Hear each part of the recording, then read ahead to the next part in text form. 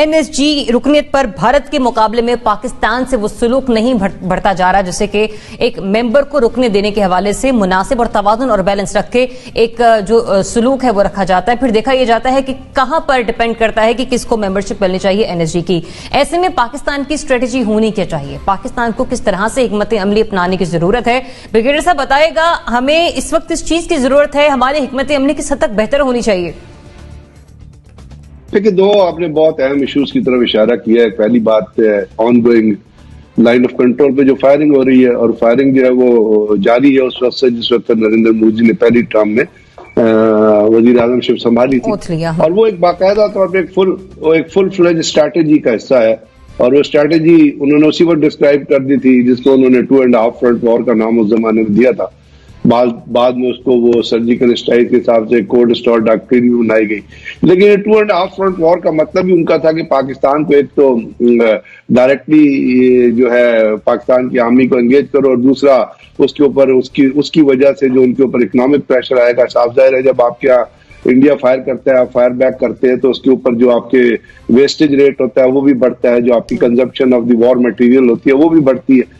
और वो तो और जहां तक बावजूद इसके कि जो ट्रीटी जो होती है लाइन ऑफ कंट्रोल की, जैसे वो ये सीज फायर जो मायदा होता है वो दो तरीकों से होता है दुनिया में, या इनफॉर्मल होता है या फॉर्मल होता है। इनफॉर्मल दोनों स्टेट्स के दरमियान होता है, ये तो फॉर्मल ट्रीटी है जो दोनों स्टेट से साइन की हुई है, लेकिन इंडिया उसको नहीं मान रहा। और उसके मानने का ना मकसद ये है कि अब फिलहाल तो खैर, पहले तो वो एक तौर पे कर रहे थे कि पाकिस्तान में जिस तरह आपको पता है इलेक्शन के अंदर और अपनी एक हुकूमत की रेट साबित करने के लिए अपने मुल्क के अंदर रेट हो ना हो, लेकिन पाकिस्तान के खिलाफ कोई काम करके वहां पे इंडिया के अंदर अपने मुल्क की एक लीडरशिप की ब्रेवनेस, एक लीडरशिप की करेज और एक लीडरशिप का जो इफेक्टिवनेस है उसको साबित करने के लिए पाकिस्तान मुखालिफ बयानिया जो वो मुख्तलिफ तरीकाकार से अपनाया जाता है, और वो जारी रखे हुए। अब उसके ऊपर हिकमत अमली जब आती है तो वो तो दो ही चीजें होती है। एक तो ये होता है कि आप मामले को उन ताकतों के सामने लेके आए जाए जो उसके सुन के उस पर गौर करे, या यूएनओ में लेके जाए, तो यूएनओ तो फिलहाल तैयार नहीं है किस किस्म की किसी चीज को एक्सेप्ट करने के लिए, या उसके ऊपर किसी तरह बिहेव करने के लिए, या उसके ऊपर कोई स्ट्रैटेजी बनाने।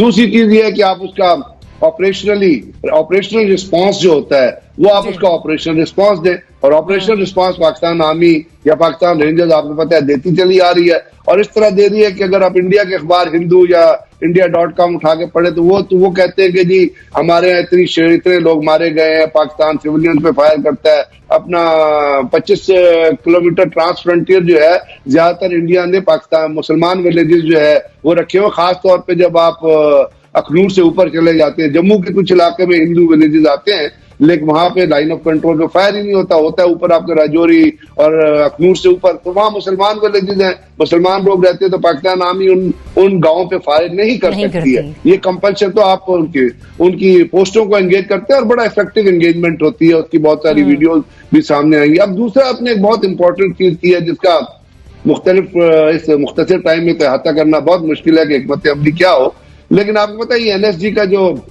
पूरे का पूरा जो ग्रुप वजूद में आया था 1974 में, ये आया ही इंडियन एक्सप्लोजन की वजह से था। 1975 में वो 48 स्टेट्स ने ज्वाइन किया था। इससे पहले एक होता था जेंगर कमेटी होती थी 1971 में, जिसका बुनियादी मकसद था कि आईएई की जो सेफ गार्ड है ना, इंटरनेशनल एटॉमिक एनर्जी कमीशन की, उसको इम्पोर्ट को उसके ऊपर पाबंदी लगाए उन चीजों की जिसको वो ट्रिगर लिस्ट का नाम देते थे, जो इस्तेमाल हो सकती है न्यूक्लियर वेपन बनाने में। फिर जब इंडिया ने धमाका किया तो फ्रांस से प्रपोज किया कि एक ऐसा फोरम बनाए न्यूक्लियर सप्लाई ग्रुप जिसका वजूद में आया। लेकिन उसमें वजूद में आने के बाद आपने देखा एक अभी रिसेंट एक वाकया हुआ है जो जहन में रखिएगा तो आपको तमाम चीज समझ आ जाएगी कि अमेरिका ने टर्की के ऊपर सैंक्शंस लगाई हैं S-408 मिसाइल जो वो खरीद रहे हैं रशिया से। तो उन्होंने टर्की के ऊपर सैंक्शन लगाई है कि जी हमारी टेक्नोलॉजी को उसके खिलाफ है, लेकिन वो सैंक्शन इंडिया भी ने 2018 में मुआहदा साइन किया, रशिया इंडिया के ऊपर वो सैंक्शन नहीं लगी है। तो आप इससे अंदाजा लगा लीजिए कि एनएसजी ग्रुप में कौन है जो मनूवर कर रहा है। और दूसरा सबसे बड़ी डेवलपमेंट जो है वो है क्वाड की, जिसमें ऑस्ट्रेलिया है, जापान है, और क्वाड में ऑस्ट्रेलिया है जो बड़ा वेसिफरसली सपोर्ट कर रहा है कि इंडिया को जो है एनएसजी की में शामिल करके उसको एग्जम्पशन दी जाए। हालांकि इसके अंदर इसकी क्लॉजेस जो पढ़े अगर आप एनएसजी की उस क्लॉजेज के मुताबिक डिस्क्रिमिनेटरी ट्रीटमेंट हो ही नहीं सकता, और पाकिस्तान को इसको ही लेके आगे चलना है कि वो चाइना, आयरलैंड, टर्की, ब्राजील और ऑस्ट्रिया, पॉइंट आपका आ गया, मुझे आगे बढ़ने की इजाजत दीजिए। मुजम्मिल साहब, एक तरफ हम देखते हैं कि कश्मीरियों का इस्तेसाल हुआ, फिर दूसरी तरफ भारत ने जंगबंदी की खिलाफ वर्जियां की, और फिर साथ ही साथ पाकिस्तान के अंदर भी भारतीय नेटवर्क जो है पाकिस्तान मुखालिफ बहुत से सरगर्मियां सरअंजाम दे चुके हैं। करना क्या होगा अब हमें? मेरी बात सुने, हमने रिसेंटली भारत और चीन का तनाज़ा लद्दाख के ऊपर देखा, और वहाँ पर भारतीय फौजियों की भी कैजुअल्टी की खबरें आईं, और भारत ने कहा चीनी फौजियों की कैजुअल्टी की भी खबरें आईं, लेकिन एक गोली फायर नहीं हुई, क्योंकि वहाँ सीज फायर का मुआहदा है भारत और चीन के दरमियान। ना भारत गोली चलाता है और ना चीन गोली चलाता है, लेकिन ऑन द कॉन्ट्ररी जब वही भारत हमारे साथ आ जाता है तो ना कोई सीज फायर का मुआहदे की परवाह करता है, ना कुछ करता है, और हम रोज़ देखते हैं कि हमारी मासूम जानों का ज़या होता है और लोग भारतीय गोलाबारी का निशाना पड़ते। ये एक एक्ट ऑफ वॉर है, और मैं समझता हूँ कि जब तक भारत वापस सीज फायर पे नहीं आ जाता, पाकिस्तान को ये ऐलान करना चाहिए कि हमारी भारत से जंग जारी है, और ये एक एक्ट ऑफ वॉर है। और हम भी न्यूक्लियर स्टेट हैं, भारत भी न्यूक्लियर स्टेट है, जिस तरह चाइना भी न्यूक्लियर स्टेट है और भारत भी न्यूक्लियर स्टेट है, तो उनके दरमियान एक सीज फायर है। अगर हम इसको दुनिया के पास नहीं लेके जाएंगे और कहेंगे कि हम पर चलने वाली गोली को हम अपने ऊपर हमला तस्वर करेंगे, तब तक दुनिया भी हमारे ऊपर चलने वाली गोली के लिए हमारे साथ खड़ी नहीं होगी और इसकी सीरियसनेस नहीं लेगी। वो कहेंगे दोनों मुल्क आपस में लगे हुए हैं, कोई बात नहीं। फिर तो कोई बात नहीं, अगर 2900 बार की है तो 5500 बार इस साल कर लेंगे, क्योंकि ये बढ़ती जा रही है। अगर आप देखें हर साल वो इस डॉक्ट्राइन को लेके चल रहे हैं और इसको ज़्यादा से ज़्यादा बढ़ा रहे हैं, क्योंकि उनके नज़दीक ये बहुत कामयाब जा रही है। अगर आपके दुश्मन के नज़दीक उसकी हिकमत अमली कोई कामयाब जा रही है, तो आपको उसकी काउंटर स्ट्रेटजी के ऊपर असर नौ गौर करना चाहिए। और मैं समझता हूँ कि it's an act of war, और इसको एक्ट ऑफ वॉर के तौर पे ही लेना चाहिए। इसको कोई झड़पों के तौर पे या कोई एक लोकली कोई मामला नहीं देखना चाहिए। पहली बात तो ये है मुना, तो इसलिए मैं समझता हूँ कि इसके साथ अब जब आपने एनएसजी की बात की है जी, तो देखें, अमेरिका, ओबामा ने वेवर दिया और 2016 में अमेरिका सपोर्ट कर रहा था इंडिया को, और अमेरिका ने ही बाकी मुल्कों को भी आगे लेके आया कि भारत की मेंबरशिप की जाए एनएसजी में, और अमेरिकन सपोर्ट से वो काम शुरू हुआ। और चाइना ने उसको ब्लॉक किया, और कुछ कंट्रीज़ ने चाइना के साथ मिलकर उसको ब्लॉक किया, क्योंकि उसमें एनपीटी के वेवर का मामला है।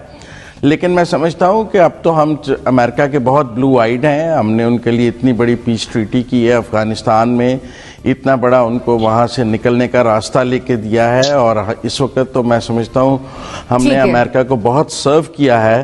तो उस सर्विस के नतीजे में अमेरिका को जो वेवर्स उन्होंने इंडिया को दिए हैं, हमें भी डिमांड करनी चाहिए, एहतजाज की बजाय उनसे बात करनी चाहिए कि ठीक है, आप कहने के ठीक है, डिमांड के बजाय हमें बात करना पड़ेगी, और बात करके ही इस मसले को हल किया जा सकता है और अपना बनवाया जा सकता है। मोना, क्या करने की जरूरत है? एक तरफ एनएसजी है, दूसरी तरफ भारतीय शरंगेजियां रुकने का नाम नहीं लेती।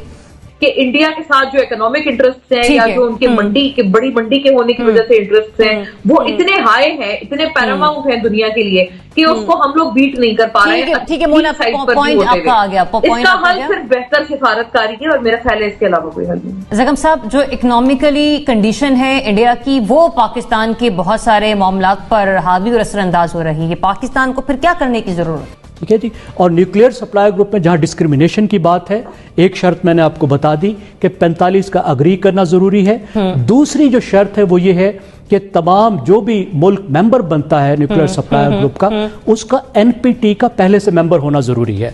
पाकिस्तान और भारत दोनों एनपीटी के मेंबर नहीं है, और अमेरिका की ये कोशिश है कि ये वाली जो शर्त है इस पर भारत को वेवर मिल जाए, पाकिस्तान को ना मिले। नमस्कार दोस्तों, हमारी चैनल में आपका स्वागत है। एनएसजी मतलब न्यूक्लियर सप्लायर ग्रुप, ये ग्रुप दुनिया का बड़ा पावरफुल ग्रुप है।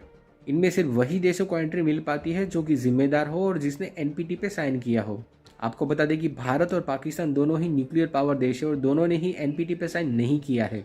इसके बावजूद भारत को एनएसजी में एंट्री मिलने जा रही है और पाकिस्तान को किसी ने पूछा तक नहीं। दोस्तों, इसकी वजह है कि भारत एक जिम्मेदार लोकतांत्रिक देश है और पूरी दुनिया भारत पे भरोसा करती है, और पाकिस्तान पे भी पूरी दुनिया को भरोसा है कि इस पर बिल्कुल भरोसा नहीं कर सकते। तो इसी बात पे पाकिस्तान मीडिया में रोना शुरू हो चुका है कि भारत को इतनी वीआईपी ट्रीटमेंट क्यों मिल रही है। और पाकिस्तान को भिखारी की तरह क्यों ट्रीट किया जा रहा है।